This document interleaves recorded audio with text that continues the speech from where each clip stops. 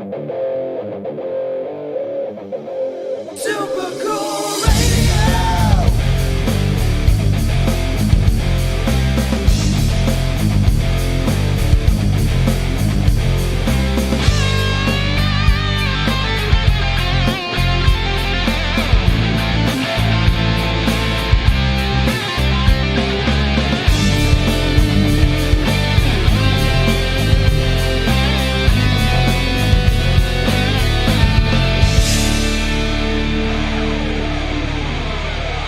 Hello, everyone, and welcome back to another Super Cool Radio interview. I'm your host, Matthew Thomas. Thank you so much for tuning in. I have two great guests joining me at this time who I'm excited to have on the podcast. On August 5th, Shavrock will release their debut album entitled Hope Found Me. Please welcome from Shavrock, brothers Nick and Akiva. Thank you. Thank you. Of course. Thank you guys so much for chatting with me. Obviously, you guys have been very busy with Shavrock, so I'm excited to jump into everything. Absolutely. So before we really dive into everything, so I'm kind of curious, want to establish a little bit of background. So what drew you guys to music and forming a band? Great question. Our families, our whole lives revolved around music. My dad always played guitar. Both of our parents were big, music fans and introduced us to all kinds of different bands at a really young age. And it's really influenced a lot of our playing and the stuff that we like. It's interesting because a lot of the stuff that we like today is still the stuff that our parents kind of showed us, and we grew up on that. Yeah, it's a lot of stuff from the 80s, and I remember 70s and 80s. Yeah, I remember my dad showing me Slash from Guns N' Roses. Yeah. And I think that's what sort of did it for Nick and I. First time we heard, I think November Rain, right? Probably, it was November Rain or Sweet Child of Mine. We're like, right. What is that? We didn't even know what that was, and then it's just that was on repeat forever. My mom used to listen to Scorpions Worldwide Live, which was this cassette that that was I don't know, it was a 2-part cassette, and we used to listen to every single car ride, and that's one of our favorite all-time bands is Scorpions, and we really try to emulate little things from them, but obviously we're very different in that regard. Oh, right. Very obviously great bands as well. So so with your parents, did they kind of really influence what music you guys got into at a younger age? So definitely, I would say a little bit. Though Nick and I sort of went our own journey. We definitely went on our own journey because we really gravitated towards the 80s in the sense of you have all the shredders and the guitar solos and everything like that. And guitar harmonies. Yeah, and great melodies. Great, both of us, we have a very similar taste in music. We kind of are always sending each other different things because our tastes completely just overlap. We love melodic music, and for us, the 80s was the most melodic of everything. Most melodic guitars, most melodic vocals, harmonies. It was all there. But that being the case, also, so we grew up in the 90s, so we were very influenced by that. But especially the early 2000s, so Creed, Three Doors Down, Daughtry, Nickelback, all those, Breaking Benjamin. So many of those, Alter Bridge. Right, we love the harder edge of the sound and the melodic vocals, but what was lacking for most of those bands, other than Alter Bridge, is that there was no guitar solos in any of that music. That was great when Mark Tremonti stepped out of Creed and did the Alter Bridge thing. It's you got to see what the guy can do. He wrote some of the greatest intros to songs ever. Yeah. And then all of a sudden you realize, oh my God, Mark Tremonti could really play guitar, and he's really tasteful in his playing. So it's really a combination of genres or periods of rock, I guess, from the 80s through the 2000s. Or that really 70s too. There's a lot of good Kansas, obviously. We used to listen to music from the 40s, 50s, and 60s. My grandfather, when he used to drive us to school in the mornings when we were real little, a carpool, we're listening to the Seekers, we're listening to John Denver, and we're listening to some of these really old songs. So we really appreciate every little bit of music that's kind of influenced our journey to where we are now. It's so cool to have that just kind of whole collection of music that you guys from your grandparents, parents that you've listened to, and obviously a more current day as well with Alter Bridge, who's actually one of my favorite bands. I've seen them live, and they are just so good. They are just incredible musicians. Yeah, we just got to see Miles Kennedy as well. Yeah, it's funny. We've seen a lot of parts of Alter Bridge without seeing Alter Bridge yet. We just saw Creed twice in the past 6 months. Yeah. We saw Miles Kennedy when he was in Baltimore. That was an amazing show. One of one of the best live singers you'll ever see. He's like, both of us said the same thing after, like, he's just as good as it gets. But we'd love to see Alter Bridge. Yeah, that'd be amazing. Yeah, that'd be amazing. Maybe we can travel a little bit and see those guys. Absolutely. Well, hopefully you guys get that opportunity because I've seen them twice and they're just phenomenal. They're just so good and they make it look easy too. That's the thing. They just make it look effortless. I think it probably is for them. That's honestly got true. It probably is. All right, so but I did want to ask you. So you guys are brothers. Obviously, grew up together. I believe you're a year apart. Yeah. So like, was it always a goal to like write and record music together? I don't know if it was a goal. I think it just happened because everything in our life, we did everything together. We had sort of the same friend group and went to the same school. So everything was always, we were involved with each other. And then I think Nick started really progressing at lead guitar, and I became a very good rhythm guitarist early on. And then we just started, okay, you play lead, I play rhythm, and that's sort of how it went as well. Yeah, that's fine. I'm looking back. I remember, Yeah. like when we start, I always wanted to be a drummer. It's really funny. I never ended up, going down and playing, like really like focusing on drums, because I very early on, my dad bought us this.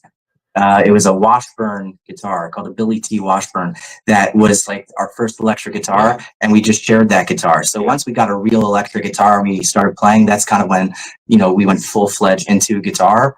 As he said, I kind of dove in. I'm like, what did just Kirk Hammett just play? I want to learn that solo. So I was like much more like focused on learning all these solos by these different artists. Like that's what I was really into.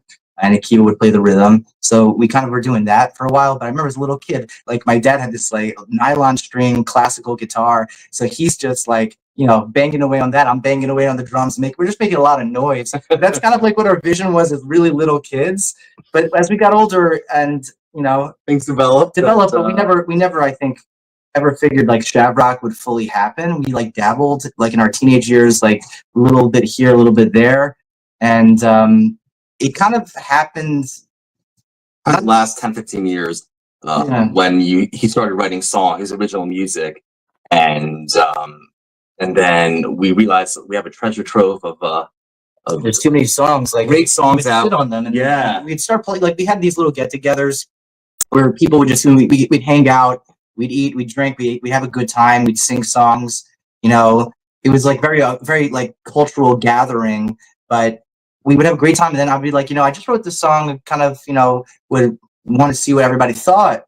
And I kept getting really positive responses, which was, I guess, surprising. I don't know. I didn't know what to expect, because you never know when it's to you, it's familiar. To everybody else, they don't know what the heck you're doing. So to me, I liked it. I didn't know if they're going to like it. So we would play some songs, and right away there was a couple that, and then when there were future gatherings, like, hey, could you play that one? So it's kind of cool. They're like, and I'm getting calls from people like, you got to record this music. Yeah. But a lot of time passed from then till now, actually. So I kept on writing and writing and writing and writing. It's been years. I have, for the past 10 years, it was song after song. We were just sitting down because they're like, we're already thinking about a second album right now with Bumblefoot. And we're going back like, well, what about that song you did and that song you did and that song you did? And I forgot about a lot of them. But not to go off on a tangent here. So he was really the main force. I got to give him a lot of credit to kind of like reining me in, like, dude, we got to do this. Yeah, we got to. Because it's like, I said, they're too good, for them not to be heard, honestly. And we kept getting fantastic feedback from friends and family.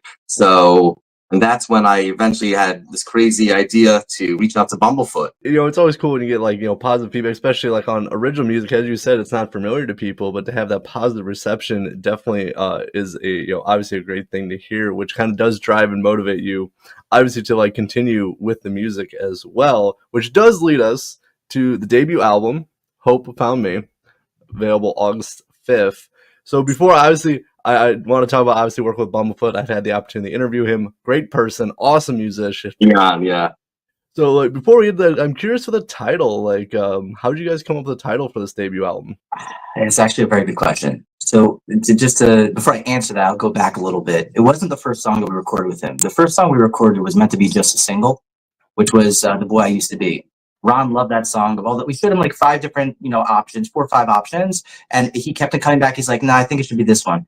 But once we recorded "Hope Found Me," I think that really stuck with him, and we have so much respect for him and his knowledge, wisdom, and just his everything. He's like our biggest mentor in terms of anything related to music. It's Ron. You know, he's just amazing, and he's never steered us wrong. And I can really say that he's just the best. He felt strongly about "Hope Found Me" was a song that I think would resonate with people. So many people are going through difficult things in their lives, and everybody needs hope. And that song really, I think, speaks to so many different walks of life, different things that people are going through. We really, when we decided upon that, we didn't really budge from it being Hope Found Me. We just decided it's too important, the message. Yeah. So we stuck with that. We had other ideas also because. And the interesting thing is the theme of hope is really throughout pretty much every song, honestly. Right. There's some, yeah, exactly. So that's why we decided like this is the theme around everything and the hope and optimism. So we were like, Right. we felt, and as Nick was saying, through the influence of Ron, we felt that that would be the proper title of just sort of what we stand for and what the songs are about. Right. And it's also like going back about hope. So we're definitely optimistic in terms of our outlook. We try to think positively, and more than that, we want to help other people have that similar mindset. And if you really go through the lyrics, a lot of the songs, it doesn't start positive all the time. It starts, it could be, one of the songs called "Feels Like a Sad Song" that's on the record. I don't know if you got to hear any of the other songs yet, but you'll hear them soon if you haven't. It starts off talking about somebody kind of down in the dumps, going through things in life. And even with "Hope Found Me" as well, lyrically, it's the same type of concept. Somebody searching, somebody going through a difficult patch in their life, and then somehow hope finds that person. Whether that could be that they were looking and then they found hope, or, when they gave up looking, something just popped into their life that was the hope finding them. So it's too important of a message, and that's why we decided to go with that for the title. And we think it reflects us, it reflects the album, it reflects our outlook, and that's why it's the title track. Well, I really like the title because hope is a very very important thing, and sometimes it's scarce, especially sometimes nowadays with everything going on. Yeah. So it's a great message to send to people. So I very much like the title, and it matches, obviously, as you were saying, kind of the messages and themes throughout the album as well. Kind of focusing on the music side. So for obviously it's gonna be available August 5th. What can people expect, like musically and lyrically, from Hope Found Me? Oh boy, that's a great question, and there's so much, honestly. When we came up to record with Bumblefoot, we had an idea of sort of where we wanted the song to be. We obviously wanted a lot of guitar solos. We wanted that heavy distortion by the chorus, and everything like that. But he ended up elevating the songs to a point that we couldn't even ever imagine. And not only are you have these very deep lyrics, but at the same time you have some of the most melodic guitar solos and fills, and it's we're blown away every time we listen to the album. We really are blown away, and I'll tell Ron, I'll be like, I just listened to this song and I still can't believe this. And it just it came out so incredible. And not only that, we got the opportunity to feature Ron on 2 of the songs, and he plays the most unbelievable guitar solos. And so if you're like a guitar fan or a rock fan, you're really gonna love these songs because every song is filled with guitar. And not only that, pretty much every song has a guitar solo. At least one. I think every song is probably more than even one solo. Because you have an intro, you have an outro, so It's a very guitar-based album. Yeah. Extremely guitar-based. I mean, the amount of guitars are on here. Every track, almost every track, especially in the beginning, I would play a 6-string and a 12-string. So you have a base of both of those before you even start getting into the electric guitars. Right. And then it was really important. then we bring in like the Gibson Les Paul to give it that sound, Fullness. Yeah, exactly. As I mentioned, I was talking to Nick earlier about like just being influenced by Zakk Wylde and Slash, and we always wanted a Gibson Les Paul, and that's sort of like the sound we went after, and we've always been in that like I don't know, pocket of humbuckers, and stuff like that. And yeah, pretty much like every song has harmony on the guitar solos. Right. And Yeah, because we had so many influences that we loved and we wanted to emulate as well. We kind of it's hard to explain. Like there's an interview that Ron did, that Bumblefoot did, and he was quoted saying, it's like, if you could imagine, like, vocally, you take Simon and Garfunkel, and then you have like, you know, Slash on guitar, and then you add in, like, you know, that Daughtry, Three Doors Down, Right. Creed, heavier 2000s rhythms, and then, you know, a little bit of some of that Scorpions dual harmonies. Like, and then you find out what Shavrock is. Like, that's kind of, we're just kind of an amalgamation of all the influences Yeah, that we that's grew up and loved. that's a great point, because I forgot to mention like the vocals. We have like in Hope Found Me, we have like this constant harmony, and most of the songs as well, we have a vocal harmony. Very similar. I think Hope had the most. Yeah. There's two songs that we did the most Simon and Garfunkel-esque type of harmony. I mean, it's different, but it's got a similarity. We're a little bit. Because we have a, you know, softer, you know, more melodic type of voices, not a lot of rasp there. But we vocally sang almost line for line together throughout all of Hope Found Me. The same thing with a song called Feels Like a Sad Song. And there's another song called, I think, Love and Essence, that also has that. Yeah. So those three songs really have that type of soft harmonies throughout, but every single chorus or there's always going to be these really pretty harmonies. That's really our thing. With driving guitar, and then a amazing guitar solo. And not only that, some of the songs, people don't even know this, that we actually took back to, it sounds like one guitar solo. Yeah. We actually switched off and we took back-to-back guitar solos. So like in our song Bring Them Home, the first section's me, and then the second half is Nick. And then we have another song. There's guitar harmonies. There's always, like, that's, you know, don't want it to sound like, you know, we're talking about ourselves, and it's like, we're so excited about this because there's so many people involved that added so many pieces. So it's like when he's saying, oh, there's so many amazing solos, he's reflecting about Ron, he's reflecting even myself, and I'm saying the same thing about him, because like we all appreciate what everybody brought to the table. Ron, what he's like, listen, we baked a cake and then everybody added icing. That was really the best, you know, analogy to use for this. There was a lot of icing put on the cake, and even the guitar solo department, it started off, I'm like, I figured he's gonna be taking the solos. Even though, you know, I always thought I was gonna be the lead guitar player of my own band, and then, you know, when it came to actually forming Shavrock, and I don't know how it happened, I ended up becoming the singer because he has a great voice, he can sing as well. I ended up becoming the front man. He's doing the lead guitar and doing the, you know, the backup vocals. But when we got into the studio, he would just like, you know, Nick, I think you should take this one. And then so I took that solo. It's almost like 50-50 almost in terms of the album of who got what. And then you have Ron, who did, you know, two or so solos. Amen and Kaleidoscope. He laid down some incredible guitar. I don't know actually if people would know it was him, because he was playing, I think, stylistically what kind of the album needed versus just like a Bumblefoot feature. In general, he doesn't, you know, he's a very humble individual. He's not looking to showcase himself. Maybe if he gets hired by somebody specifically to be a feature, so he's going to do the Bumblefoot stuff, you know, the crazy thimble tapping, all that crazy stuff that he does. That's like only he can do. He didn't do that on our album at all. Actually, it was really similar to our style of just being melodic. And he happens to be, by the way, people don't know this, he's probably the most melodic guitar player I've ever heard in my life. He has the discipline and the ability. He taught us this as well, where it's not just about shredding. It's not just about shredding. He's like, shredding is fun for people who love guitar shredding. They get to watch the guy go, oh my God, he's doing that so cool. Wow, I love that. But for the majority of listeners, you want a solo that's singable, that's memorable, that you remember the notes in your head, that when it comes up to that solo, you're kind of singing along with it. And that's what he really taught us, to be able to start writing guitar solos that are singable melody lines. Exactly. And that's kind of also what he did when he was featured there. He did some cool stuff though, but yeah. Oh, for sure. He is such a phenomenal guitar player and very versatile, as you guys were speaking to, with his style. And he's just so cool. I said I had the opportunity to interview him a while back, and he's just so cool. And he's just such a fan of music. If not just like his music, just a fan of music in general. Like, he listens to so many different musicians, just a fan of music. And it's just so cool to see his excitement for music. Right. Yeah, absolutely. Yeah, actually, I can tell you, the smile on his face as he was laying down some of these solos. There's a solo called Kaleidoscope, and I remember I probably have a video of it somewhere. he's like a kid in a candy store when he was playing this thing.